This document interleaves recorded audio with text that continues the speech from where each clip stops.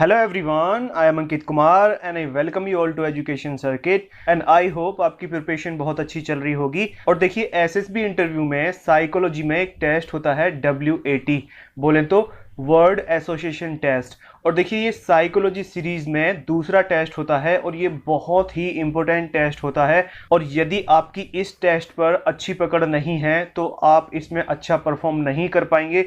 तो इस टेस्ट के लिए आपकी प्रैक्टिस होनी बहुत जरूरी है। And in previous video I gave one word fire to write down sentence on that word. Okay, और देखिए ये वर्ड सभी एसएसबीज में पूछा जाता है और ये बहुत ही इंपॉर्टेंट वर्ड है। और इस पर काफी सारे कैंडिडेट्स ने बहुत अच्छे अच्छे रेस्पॉन्सेज दिए हैं। कुछ रेस्पॉन्सेज ऐसे भी थे जिनमें कि करेक्शन करने की जरूरत है और कुछ मीडियम टाइप के भी थे जिनमें कि थोड़ा और इम्प्रूवमेंट करने की जरूरत है। तो तीनों टाइप के रेस्पॉन्सेज को हमने लिया है इस वीडियो में।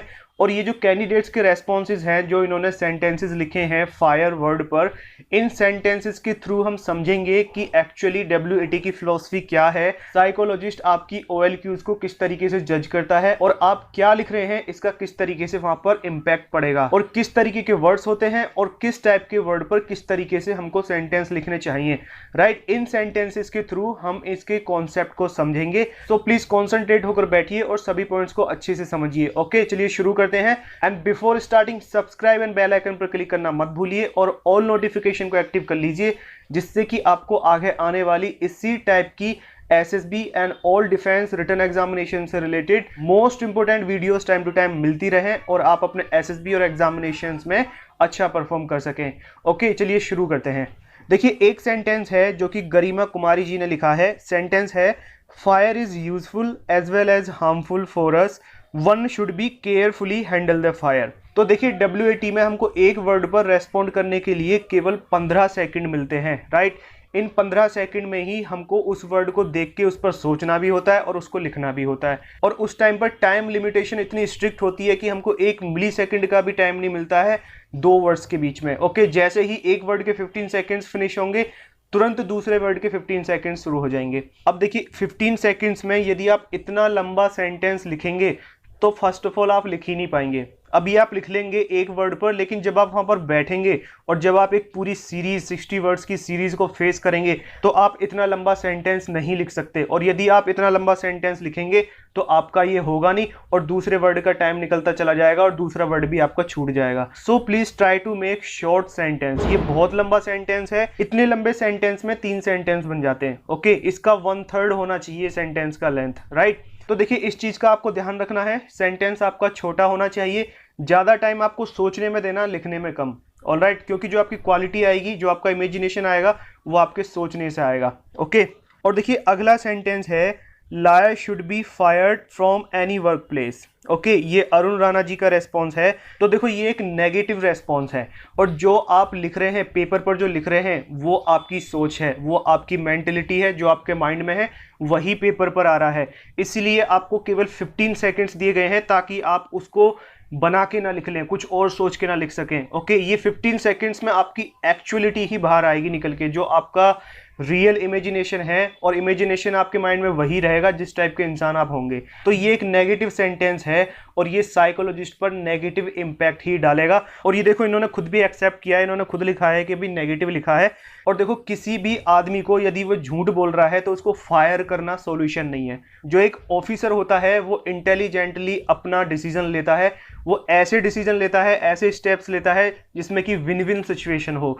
ओके, दोनों चीजों का समाधान हो और कोई भी नुकसान ना हो। अब देखिए यदि आप उसको फायर करेंगे तो उस बंदे का बहुत ज्यादा नुकसान हो रहा है जिसको आप फायर करेंगे। राइट, तो फायर करना तो उसका सॉल्यूशन है नहीं। यदि हम उसको उसकी गलती को रियलाइज करा दें, उसको हम थोड़ा गिल्टी फील करा दें उसकी नज़रों में कि भाई ही वॉज रॉन्ग, ओके, और हम उसके झूठ बोलने की जो हैबिट है उसको रिमूव करा दें और उसको और मोटिवेट करें और वो उसी ऑर्गेनाइजेशन में अपना बेस्ट दे, हम उसका बेस्ट निकलवाएं। राइट, तो ये एक अच्छा सॉल्यूशन है, ये एक पॉजिटिव सॉल्यूशन है। तो इससे क्या है कि उसकी झूठ बोलने की आदत भी जा रही है, वो आपके ऑर्गेनाइजेशन में भी है। राइट, ना ही ऑर्गेनाइजेशन का नुकसान हो रहा है और ना ही उसका नुकसान हो रहा है। और अब वो और अच्छे से काम करेगा तो उसका भी फायदा है और ऑर्गेनाइजेशन का भी फायदा है।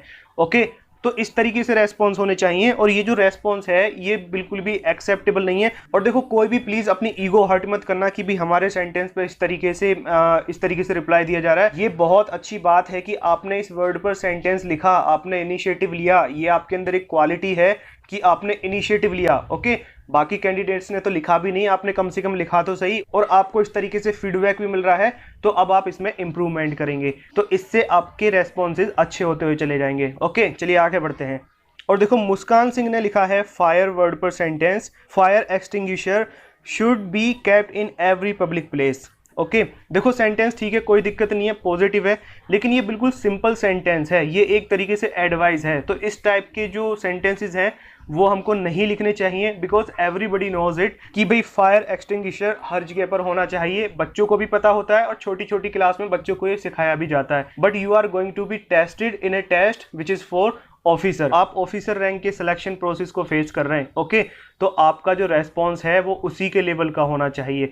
यदि कुछ भी नहीं आ रहा है माइंड में, बिल्कुल फंसी गए हो, तो आप फिर इस टाइप से लिख सकते हो, सिंपल लिख सकते हैं, लेकिन आपको इसका लेवल और इम्प्रूव करने की जरूरत है।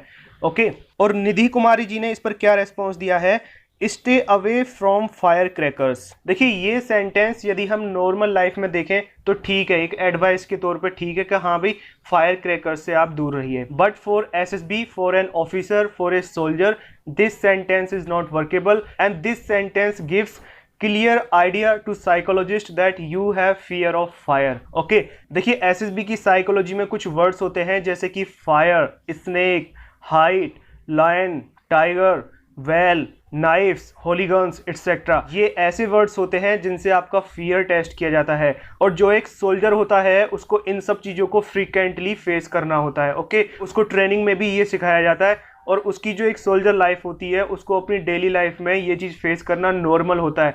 और यदि आपके अंदर इन सब चीज़ों से फियर है तो फिर एसएसबी में आपके लिए दिक्कत है। ओके, क्योंकि ये क्लियर इंडिकेशन दे रहा है कि भाई आपके अंदर फायर से फियर है। और देखो ये तो केवल फायर क्रैकर की ही बात हो रही है, लेकिन आपको तो वहां पे बॉम्ब्स भी फेस करने पड़ेंगे, आपको तो बॉम्ब डिफ्यूज करने पड़ सकते हैं। तो आप तो फायर क्रैकर से डर रहे हैं कि भाई stay away from fire cracker, तो आप वो बॉम्ब को डिफ्यूज कैसे कर देंगे? माना आप बॉम्ब डिटेक्शन टीम के पार्ट हैं, तो फिर आप उसको कैसे डिफ्यूज करेंगे? आपको तो एक फायर क्रैकर से इतना डर लग रहा है। ओके, तो इस तरीके के सेंटेंस नहीं होने चाहिए। यदि आपको फायर क्रैकर ही इस्तेमाल करना है तो देखिए इससे पॉजिटिव सेंटेंस कैसे बना सकते हैं। For example, cracking fire crackers make celebration beautiful. Okay, ये एक पॉजिटिव सेंटेंस है, फायर क्रैकर का ही इस्तेमाल करके बनाया गया है, लेकिन एक पॉजिटिव सेंटेंस है। और क्या सेंटेंस बन सकता है कि stopping sale of fire crackers gives relief to animal. Animal बोल सकते हैं या बर्ड बोल सकते हैं।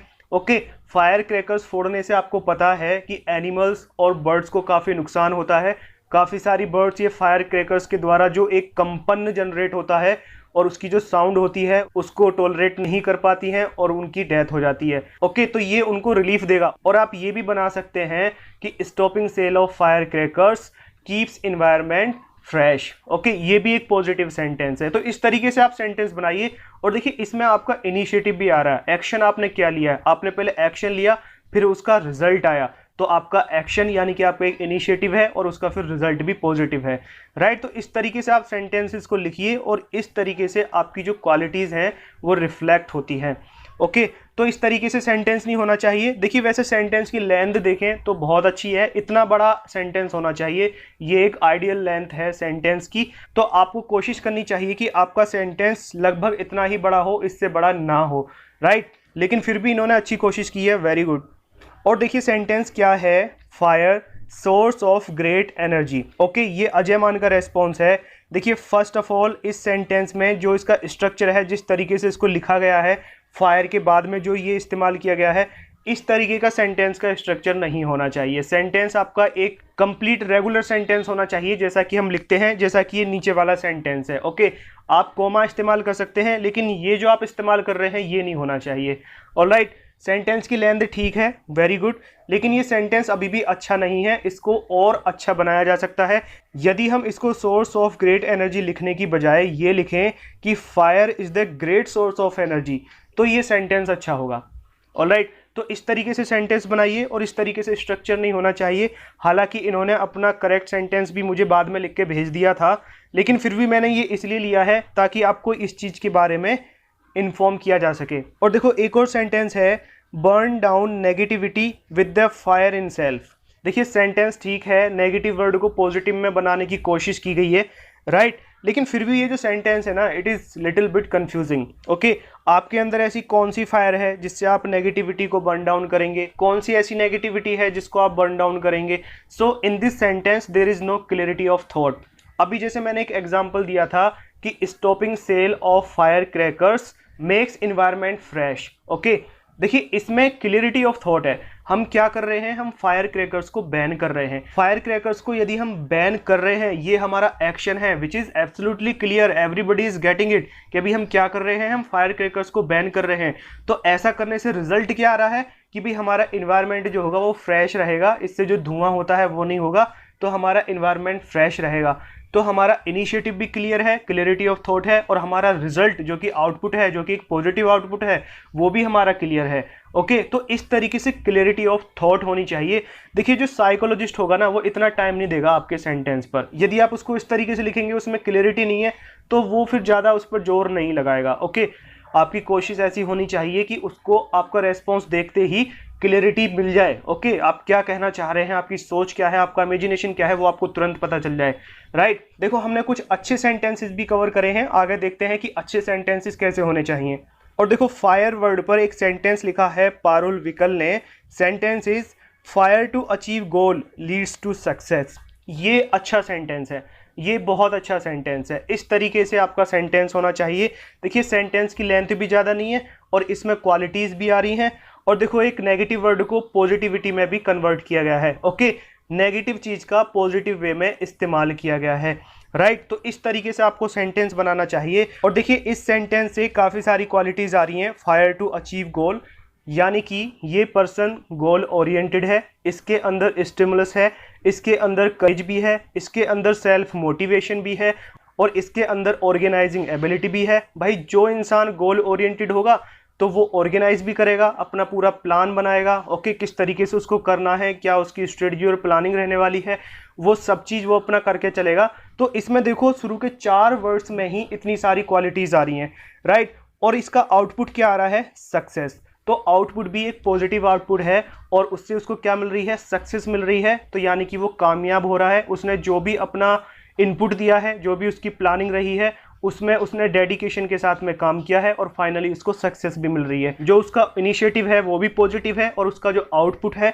जो उसका आउटकम है, जो रिजल्ट है, वो भी पॉजिटिव है। तो इस तरीके से आपका सेंटेंस होना चाहिए। This is a very good sentence. हालांकि इसको और भी अच्छा बनाया जा सकता है, but this sentence is very nice. Length इससे ज़्यादा नहीं होनी चाहिए, इससे ज़्यादा आप लेंथ रखेंगे तो आपकी फिर क्वालिटी हिट होगी। जो क्वालिटी होती है वो छोटे सेंटेंसेस में ही आ जाती है, और आपको प्रैक्टिस ऐसे करनी चाहिए कि आप ज़्यादा से ज़्यादा क्वालिटी को छोटे से छोटे सेंटेंस में लिखने की कोशिश करें। और एक सेंटेंस और था जो कि बहुत अच्छा था, which is bonfire can light up a dark night. Okay, ये लिखा है आयुष अग्रवाल जी ने।